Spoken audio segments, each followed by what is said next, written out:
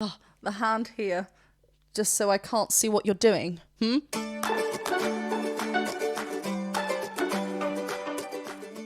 Hi everyone, welcome back to my channel. I'm Jennifer Glatzhofer, but you can call me Jen. I'm a musical theatre performer and a voice teacher. And today I'm returning back to Cakra, this time with his version of Iris. If you haven't watched my previous reaction to his version of Tennessee Whiskey, I will leave the link up here. Go and check it out. A lot of you did comment in the comment section below of that video that I should check out this orchestra cover version. So here we are. Now this is the time in the video where I do remind you, and again, that this is a reaction and analysis video, so I will be stopping and talking about the vocals. That is how I break things down over here. If I end up pausing too much for you, I don't know at this point, I don't know how many times I'm going to be pausing, but if it ends up being too much for you, you see that little cross, you can go. If, however, you do want to know a little bit more about what is going on vocally, stay on. Be sure to hit that subscribe button and the bell button if you are wanting to join the family over here, and do consider going and checking me out over on Patreon as well if you are wanting to support some more. Thank you to those of you who are there already, and thank you to those who are just subscribed and leave comments on my videos all the time. It really does make my day reading your comments, and I love chatting to you. Right, let's go. If this is your first time over on my channel and you are a fan of Iris, a fan of the song, I have also uploaded last month, a couple weeks ago, however long it was, the Bass Gang did a really lovely version of this song with Melinda, so do go and check that out. It's over on my channel, or I can pop it up here as well. Oh, it looks like one of my recordings at home.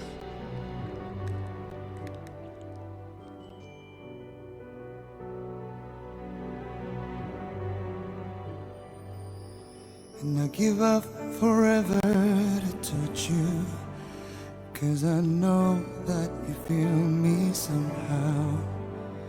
You're the closest to heaven that I'll ever be, and I don't want to go home right now. Oh, the hand here, just so I can't see what you're doing. Yeah, I see what you're doing. There's this lovely undertone of breath-like qualities straight away, so that's why I'm hearing straight away a little bit of like huskiness to it as well, but that's also just down to there being a lot of breath, so the vocal folds aren't closing all the way. They are allowing breath to come each time they vibrate, so that's why we're not getting a clear tone. There's a little bit of a like the jaw kind of coming out forward, which I can't remember if I pointed out last time or if he did that last time. Let's continue watching. Let's go back a little bit. 'Cause I know that you feel me somehow. You're the closest to heaven that I'll ever be, and I don't want to go home right now. And all I can taste is this moment, and all I can breathe is your life. And sooner or later it's over. I just don't want to miss you tonight. Yeah, there's a lovely like vibrato in there as well, but lovely little kind of flips and cries on the notes, even while he's maintaining this kind of breathy like undertone to his voice. You know, he's setting the mood. We're in the same key as the original.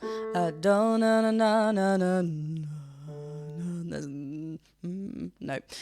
Yeah, da na na na na, and it's quite like in a comfortable chest area for him. Let's see if we can hear this little cry that happens here. It's really kind of like subtle, but it's just lovely. I can breathe is your life, and sooner or later it's over. I just don't want to miss you tonight. And I don't want to I don't think that they'd understand when everything's meant to be broken. I just want you to know who I am. God. Jump straight up that octave to the A4 now. Down, which is like, you know, he is bringing a lot of that chest connection up with him. His vocal folds are thinning out because that's where we are going. But what's happening? We're getting this kind of husky it's kind of, because he was quite breathy earlier on, and he's kind of bringing that kind of quality up here. It kind of feels a bit dry. Don't wanna sign it, but that's that like kind of rock genre in his voice. I'm trying to see what's happening with his extrinsic muscles, right? To see if we're getting any pulling. His hands are going all over the place, which I love, which means we're involved. And really, look, there's nothing reaching up here. He's keeping everything down here. This is just how his voice is. It's so lovely. It's refreshing. And I don't want to hurt to see me, 'cause I don't think that they'd understand when everything's meant to be broken. I just want you to know who I am. Yeah, I don't know if like just because of how it's recorded, it's very it seems quite thin up there. Let's just hear the last line of what we heard before, the verse down here on the octave, and let's see how he changes up here. Like I said, he's maintaining quite a still frame. We're getting a little bit of that kind of jaw coming forward, but nothing is like reaching and stretching out here. He's got a huge, soulful, big voice happening. And sooner or later it's over. Really gentle and whisper-like.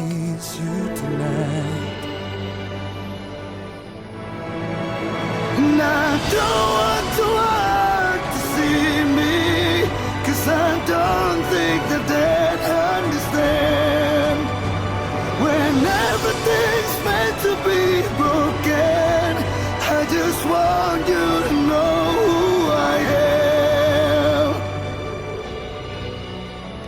And he's also saying broken as well. He's keeping everything really open so he can get that louder voice through. It's just insane that he's getting this on an A, like where it's placed.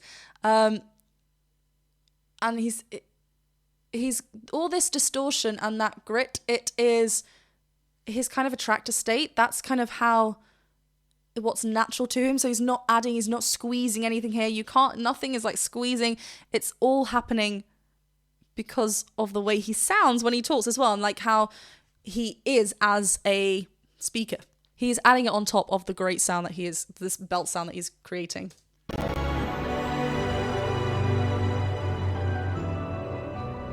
And like, just notice how still he is here.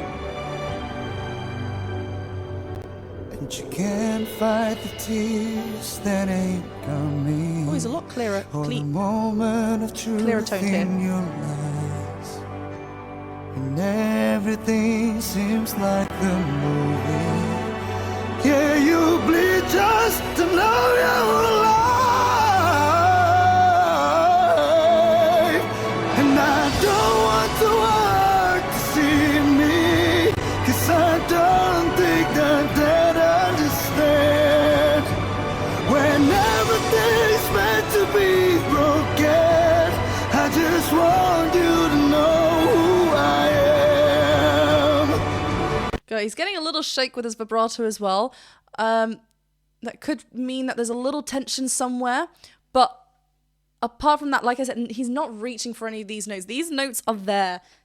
Like, he has found this great placement for what he wants, which is a chest dominant sound. Like, he's belting up here, right? This loud, huge, dynamic sound. I'm loving these arms as well. We've got to be supported up here. We've got to be engaged. As soon as something disconnects, it's going to flip up there and get a little bit breathy perhaps. But he is keeping that frame, keeping that posture. It's lovely. Understand when everything's meant to be broken. I just want you to know who I am. Yeah, when he closes.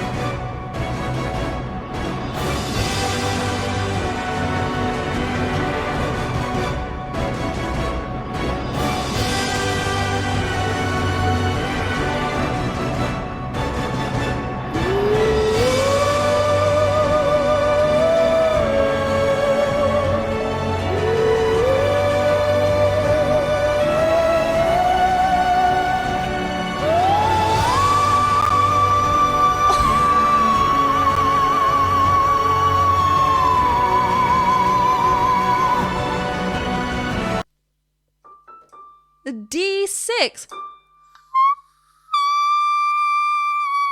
My good, like, okay, notice So he needs a lot of what he's showing here. He needs a lot of that to be in a balanced mix. He's not showing too much of this actually when he's don't want the world when he's up there. He's getting a lot, quite a thick feel up there, not heavy. And this is why I was kind of saying like kind of a thin feel because of where he is placed. It's very spoken like, very relaxed. His larynx isn't joining him up there when he's hitting these notes, right? It's quite in a neutral spoken like position.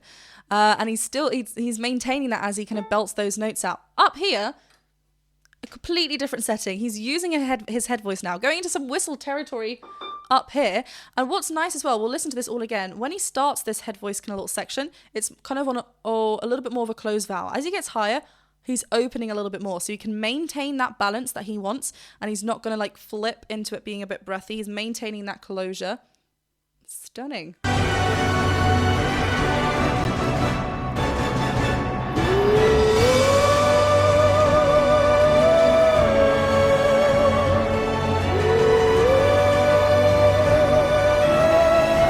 A little bit of an open showing teeth.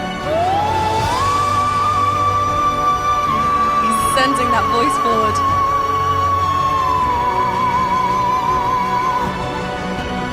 Insane. I love that he's directing. Conducting.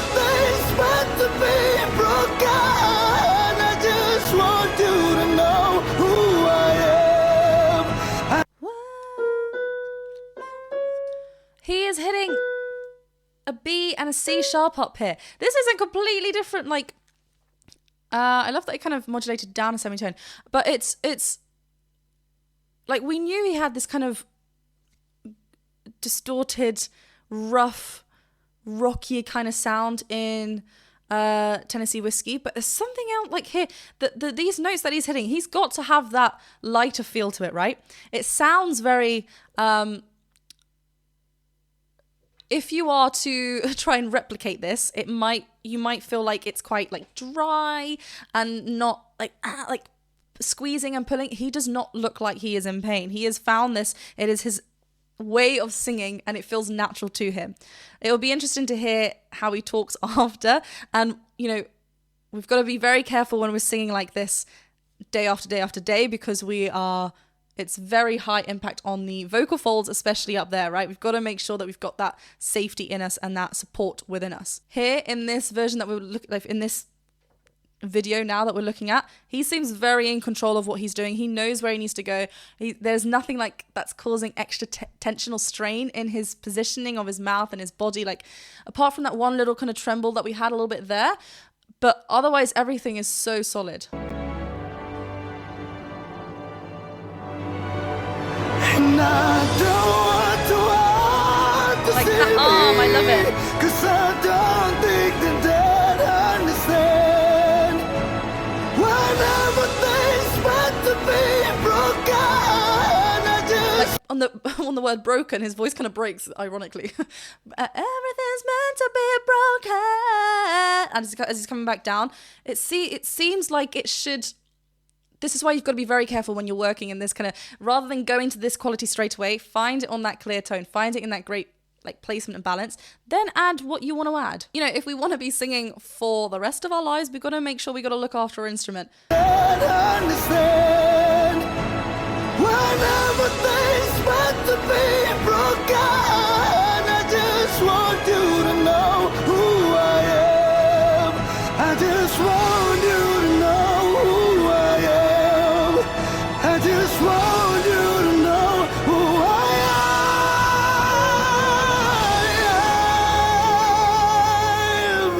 am. Ooh, I love that cry right at the end. Nice.